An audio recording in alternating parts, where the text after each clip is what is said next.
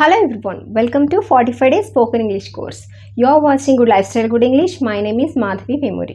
ఇవాళ మనము 45 days spoken English కోర్స్లో డే 2కి వచ్చేసాం. అంటే డే 1 కంప్లీట్ చేసుకున్నాం. డే 1లో మనం ఏం నేర్చుకున్నామో ఒక్కసారి గుర్తు చేసుకుందాం. మనము వేరియస్ సబ్జెక్ట్స్ నేర్చుకున్నాం. అంటే రకరకాల సబ్జెక్ట్స్ మనం మాట్లాడేటప్పుడు ఉపయోగించేటువంటి వాక్యాల్లో మనం ఎక్కువగా యూస్ చేసేటువంటి సబ్జెక్ట్స్ ఏమేమి ఉంటాయో నేర్చుకున్నాం. ఏంటవి? I, we, you, they, he, she, it, this, that, these, those. మొత్తం ఎన్ని? 7 + 4 11 సబ్జెక్ట్స్ నేర్చుకున్నాం. అండ్ ఇంకా ఏ అండ్ ది యూసేజ్ గురించి కూడా చూసాం. ఏ ఎప్పుడు వాడతాము, యాన్ ఎప్పుడు వాడతాము, ది ఎప్పుడు వాడతాము, టిహెచ్ఈ దీన్ని దా అనాలా, ది అనాలా, ఎప్పుడు దా అనాలి, ఎప్పుడు ది అనాలి కూడా మనము డే 1లో నేర్చుకున్నాం కదా. ఇప్పుడు డే 2లో వచ్చి యామ్, ఈజ్, ఆర్ ఇది నేను బ్రీఫ్గా డే 1లో చెప్పడం జరిగింది. ఇప్పుడు ఇంకా వివరంగా నేర్చుకుందాం. ఓకే, విత్ ఎగ్జాంపుల్స్ చూస్తే ఇంకా మనకి డౌట్ లేకుండా క్లియర్గా తెలుస్తుంది యామ్, ఈజ్, ఆర్ యూసేజ్ గురించి. ఓకే, మీరు ఎవరైనా ఫస్ట్ టైం కనుక ఈ ఛానల్ చూస్తున్నట్లయితే తప్పకుండా మీరు కనుక 45 డేస్లో స్పోకెన్ ఇంగ్లీష్ నేర్చుకోవాలి అనుకుంటే తప్పకుండా మన good life style good English ఛానల్ని సబ్స్క్రైబ్ చేయండి. అండ్ ఎవరికైనా సరే ఈ వీడియో నచ్చితే లైక్ చేయండి. ఎవరికైనా అవసరం అనిపిస్తే తప్పకుండా వారికి షేర్ చేయండి. ఓకే, అండ్ మీకు నచ్చిందని కామెంట్ చేయండి. ఇప్పుడు మనము ఏం మాట్లాడినా కూడా అది ఏదో ఒక కాలానికి సంబంధించి ఉంటుంది. అంటే కాలం అంటే ఏంటి? ఇప్పుడు సపోజ్ నేను ఒక పని చేస్తుంటే ఇప్పుడు నేను చేస్తున్నాను అని చెప్తాను. ఆ పని నేను నిన్న చేస్తుంటే చేశాను అని చెప్తాను. రేపు చేస్తానంటే నేను చేస్తాను అని చెప్తాను. అంటే చేయబోయే పని గురించి చెప్పేటప్పుడు అంటే ఒక పని జరగనన్నా జరుగుండాలి, జరుగుతూ అన్నా ఉండాలి, జరగబోయే పని గురించి అయినా చెప్పాలి. ఏం చెప్పినా ఈ మూడింటిలోనే చెప్తూ ఉంటాం, అంతే కదా. సో వీటిని మనం ఎలా డిఫైన్ చేయొచ్చు? ప్రజెంట్ అంటే ప్రస్తుతం, వర్తమాన కాలం, దీన్ని ప్రజెంట్ అంటాము. జరిగిపోతే భూతకాలం, జరిగిపోయిన పని గురించి చెప్పేటప్పుడు ఏమంటాం? పాస్ట్ అంటాము, పాస్ట్. నెక్స్ట్ భవిష్యత్తులో చేయబోయే పనుల గురించి చెప్పేటప్పుడు దాన్ని మనము ఫ్యూచర్ అంటాము. సో ప్రజెంట్ టెన్స్ అంటే వర్తమాన కాలము, పాస్ట్ టెన్స్ అంటే భూతకాలము, ఫ్యూచర్ టెన్స్ అంటే భవిష్యత్తు కాలము. ఏం చెప్పినా ఈ మూడింట్లోనే ఉంటాయి కదా. సో కాబట్టి ఇవాళ క్లాస్లో మనము ఇవాళ వీడియోలో డే 2లో వచ్చి ప్రజెంట్ అంటే వర్తమాన కాలానికి సంబంధించినటువంటి 3 వర్డ్స్ యామ్, ఈజ్, ఆర్ వీటిని మనము ఏ సబ్జెక్ట్కి ఏ వర్డ్ వాడతామనేది వివరంగా చూద్దాం. ఓకే, ఒక్కసారి చూడండి. మనం నేర్చుకున్న subjects I, he, she, it, this, that, we, you, they, these, those. Okay, వీటికి యామ్, ఈజ్, ఆర్లు ఎలా వస్తాయో చూద్దాం. ఫస్ట్ చూడండి, యామ్ అనేటువంటి వర్డ్ మనము ఎట్టి పరిస్థితుల్లోనూ ఐకి మాత్రమే వాడతాము. మరి ఎక్కడ కూడా యామ్ అనేది రాదు. యామ్ వచ్చింది అంటే దానికి ముందు ఖచ్చితంగా ఐ మాత్రమే ఉంటుంది, ఇంకేమీ ఉండటానికి వీల్లేదు.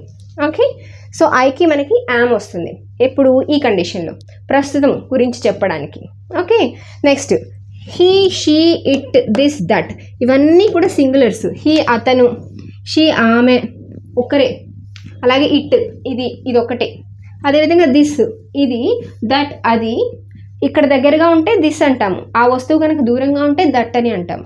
ఓకే, ఇవన్నీ సింగులర్స్ కాబట్టి ఈ సింగులర్స్ అన్నిటికీ కూడా ఈజ్ వస్తుంది. ఓకే, ఐ సింగులర్ అయినప్పటికీ కూడా ఐకి యామ్ వస్తుంది. ఐ ఈజ్ అని అనకూడదు. అదేవిధంగా షీ యామ్ అని, ఇట్ యామ్ అని అనకూడదు. ఓకే, నెక్స్ట్ వీటి ప్లూరల్స్ ఇక్కడ ఉన్నాయి కదా, వీటికి ఆర్ వాడతాం. ఏంటవి? వి, మేము లేదా మనము, యు నీవు లేదా మీరు, అండ్ నీవు లేదా మీరు అన్నా కూడా అక్కడ సింగిల్ పర్సన్తో మాట్లాడుకున్నా కూడా మనము యూని ప్లూరల్గానే భావించాలి. యూకి ఆర్ మాత్రమే వాడాలి. ఒక్క మనిషితో మాట్లాడుకున్న యూ, ఈజ్ అని అనకూడదు సింగులర్లో మాదిరిగా. ఓకే, యూ నీవు లేదా మీరు, దే వారు, దీస్ ఇవి, దోస్ అవి. ఓకే, సో ఇవన్నీ కూడా ప్లూరల్స్. ఓకే, సో ఈ ప్లూరల్స్కి మనము ఆర్ వాడతాము. ఎవ్రీ సింగులర్ సబ్జెక్ట్కి ఈజ్ వాడతాము, ఎవ్రీ ప్లూరల్ సబ్జెక్ట్కి ఆర్ వాడతాము, ఐకి మాత్రము యామ్ మాత్రమే వాడతాము. ఓకే, ఈ సిచ్యువేషన్లో అంటే ప్రజెంట్ సిచ్యువేషన్లో చెప్పేటప్పుడు. ఇప్పుడు వీటిని యూస్ చేసుకొని ఏ సందర్భాల్లో ఈ యొక్క యామ్, ఈజ్, ఆర్లు యూస్ చేసుకొని ఈ సబ్జెక్టులతోటి మనం ఎలా సెంటెన్సెస్ ఫ్రేమ్ చేస్తామో చూద్దాం. ఓకే, ఫస్ట్ మనము వీటిని ఎందుకు యూస్ చేస్తామో చూడండి. నేముని తెలియచేయడానికి, నా పేరు, నీ పేరు, ఆమె పేరు, నేముని తెలియచేయడానికి వాడతాము. అలాగే ప్రొఫెషన్ని తెలియచేయడానికి, నేను ఎవరిని, నువ్వెవరు, అతనెవరు, అతని ప్రొఫెషన్ ఏంటి చెప్పడానికి. అండ్ అదేవిధంగా ఏజ్ గురించి తెలియచేయడానికి కూడా మనము యామ్ ఈజ్ ఆర్లు వాడుతూ ఉంటాము. అదేవిధంగా ఫైనల్గా క్వాలిటీ అంటే ఒక మనిషి లేదా ఒక వస్తువు దాని క్వాలిటీని చెప్పడానికి మనము యామ్ ఈజ్ ఆర్లు వాడుతూ ఉంటాము. ఓకే, చూడండి ఇప్పుడు ఫస్ట్ ఐ తీసుకుంటే ఐ యామ్ మాధవి. నేను మాధవిని, ఐ యామ్ మాధవి అంటే ఏంటి, నా పేరు మాధవి అని. ఓకే, అదేవిధంగా ఐ యామ్ ఏ టీచర్. ఇక్కడ ప్రొఫెషన్ నేమ్ అయిపోయింది, ఐ యామ్ మాధవి. ఇక్కడ ప్రొఫెషన్ వచ్చేసరికి ఐ యామ్ ఏ టీచర్, నేను ఒక టీచర్ని. నా ప్రొఫెషన్ ఏంటి, టీచర్. అదే నేను లాయర్ని అయితే ఆమె లాయర్ అంటాం, నేను డాక్టర్ని అయితే ఆమె డాక్టర్ అని అంటాను. ఆ ప్రొఫెషన్ ఏదైతే ఐ యామ్ అని చెప్పి ఇక్కడ ఏం చెప్పాలి, ఆ ప్రొఫెషన్ నేమ్ ఇక్కడ రాయాలి. నేను ఒక డాక్టర్ని అని చెప్పాలంటే ఐ యామ్ ఏ డాక్టర్. నేను ఒక ఇంజనీర్ని అని చెప్పాలంటే ఐ యామ్ యాన్ ఇంజనీర్. తెలుసు కదా, ఆల్రెడీ నేను ప్రీవియస్ క్లాస్లో చెప్పడం జరిగింది. అదేవిధంగా నెక్స్ట్ ఏజ్ వచ్చి I am 30 years old, I am 25 years old, I am 40 years old. ఇలా చెప్పాలి. ఐ యామ్ అని చెప్పి ఎన్ని ఇయర్స్ అయితే అన్ని ఇయర్స్ చెప్పి ఐ యామ్ 30 years old అని చెప్పాలి. ఓకే, నెక్స్ట్ అదేవిధంగా క్వాలిటీ గురించి చెప్పేటప్పుడు క్వాలిటీ అంటే ఏంటి అసలు, దాని యొక్క గుణం. ఇప్పుడు నేను నా గురించి చెప్తున్నాను కాబట్టి నా యొక్క గుణం, నా గుణం ఏంటి, నేను కైండ్ హార్ట్ అంటే నేను దయా హృదయం కల వ్యక్తిని అని నేను చెప్పాలనుకోండి, I'm a kind heart. I am a kind heart, నేను ఒక దయా హృదయం కలిగినటువంటి వ్యక్తిని. అలా కాకుండా నేను చాలా తెలివైన దాన్ని అని చెప్పాలనుకోండి, ఐఎమ్ ఎన్ ఇంటెలిజెంట్ గర్ల్ అని చెప్పచ్చు. ఆర్ నేను ఒక talented person, I'm a talented person, నాకు చాలా టాలెంట్ ఉంది అని చెప్పాలి. ఆర్ ఐఎమ్ లేజీ, నేను చాలా లేజీ. ఇలా మన క్వాలిటీ గురించి చెప్పేటప్పుడు ఇలా ఐ యామ్ అని చెప్పి ఆ క్వాలిటీ అనేది ఇక్కడ ఉంచుతారు. ఓకే, నెక్స్ట్ హీ, షీ, అతను లేదా ఆమె, వీటికి మనము ఈజ్ వాడతామని చెప్పుకున్నాం కదా. So he is or she is Sita, she is Sita, he is Raju, he is Gopal. ఇలా వాళ్ళ పేరు చెప్పేటప్పుడు మనం ఇలా ఫస్ట్ నేమ్ కదా, సో షీ ఈజ్ సీత అనుకుందాం. అదేవిధంగా షీ ఈజ్ ద డాక్టర్, ఆమె ఒక doctor profession. And age, she is 35 years old, ఆమె 35 సంవత్సరాల, ఆమె వయసు వచ్చి 35 సంవత్సరాలు. అదేవిధంగా she is very humble person, ఆమె చాలా వినయ విధేయతలు కలిగినటువంటి వ్యక్తి, అంటే చాలా నిరాడంబరంగా ఉంటారు అని, వినయంగా ఉంటారని, ఆమె చాలా మంచి వ్యక్తి అని చెప్పడం.